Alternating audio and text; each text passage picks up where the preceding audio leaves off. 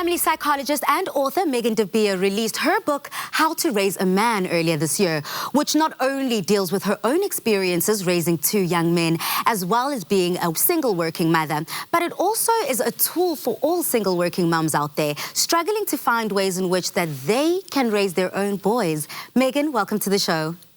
Hello, I'm so pleased to be here and also to share my book because I haven't been able to do it in person.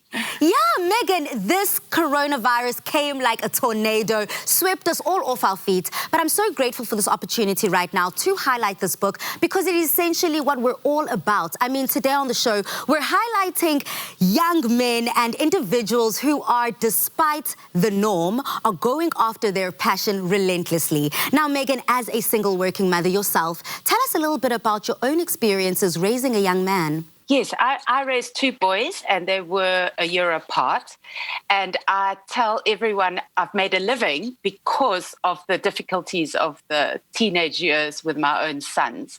Suddenly these gorgeous golden boys of 8 and 9, mommy, mommy, mommy, look how high I can jump, mommy, I love you, mommy, I want to marry you, you know, all that stuff that those gorgeous young boys say suddenly turned into boofs and bangs and tuning each other and kind of criticizing what I was wearing, criticizing what I was saying, and also being kind of quite moody and pimply and also smelly. Let's not forget that. That guy takes us by surprise.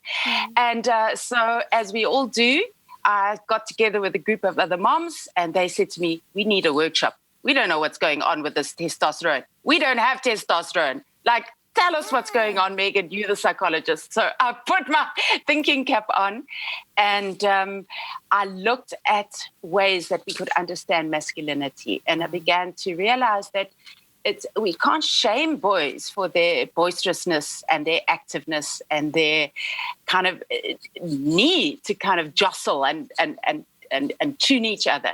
But we need to know as mothers how to put in those boundaries. So I learned very early on that the most important thing was first and foremost a good relationship, setting my own parenting intentions, knowing my own values, and finding ways to empower myself so that I could set those boundaries in place very clearly and learn the lingo of masculinity, which is the lingo of masculinity is often kind of quite straight, short, sharp, to the point. So I had to learn that really early as a single mom so that I could put those boundaries in with my boys, but stay connected. And even though they didn't want to speak about their feelings, I had to keep reminding them that they had feelings.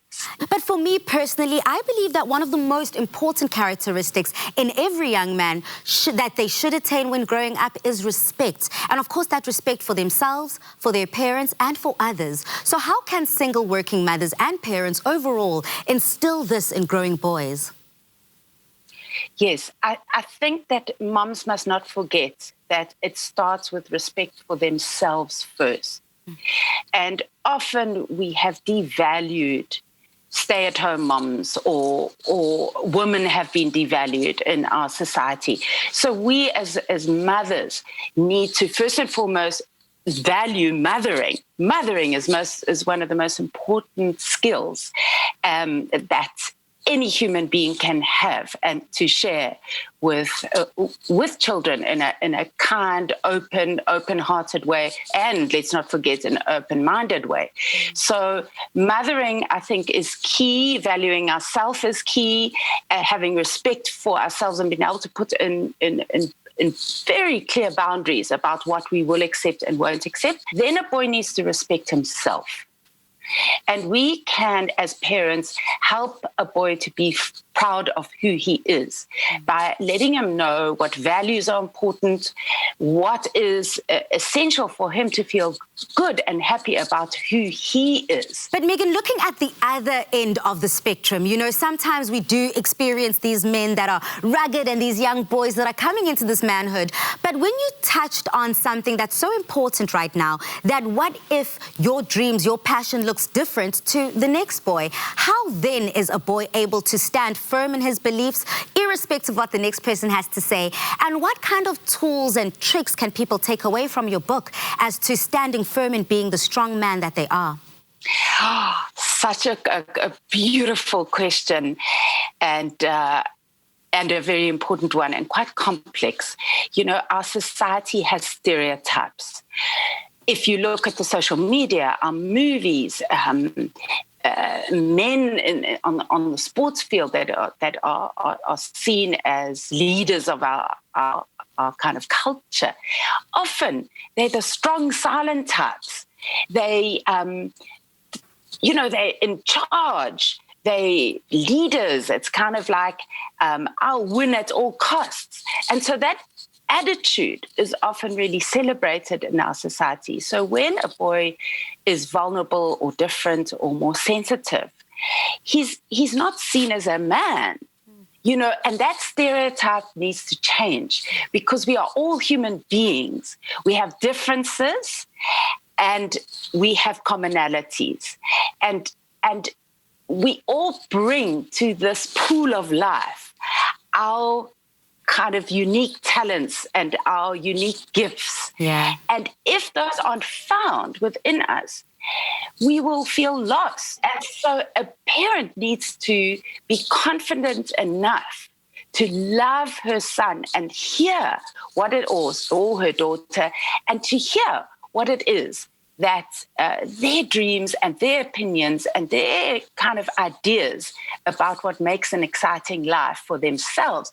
What are those ideas? And giving room for those conversations. Megan, before I let you go, when people pick up your book and you want them just to walk away with a few valuable tips, what is that before I say goodbye to you very shortly? The valuable tips are: put the relationship first. Forget about what all the doing and the duties, and focus on connecting with your son and daughter, having an emotional connection, and work out very clearly what your values are, so that you can share that with your children, so that we can raise children with who can be open to their dreams and their ideas of what it is to live a connected, meaningful life. Oh, and on that note, South Africa family therapist and author Megan de Beyer bringing us How to Raise a Man. Thank you so much for joining us. Goodbye. Please send our love to those two boys.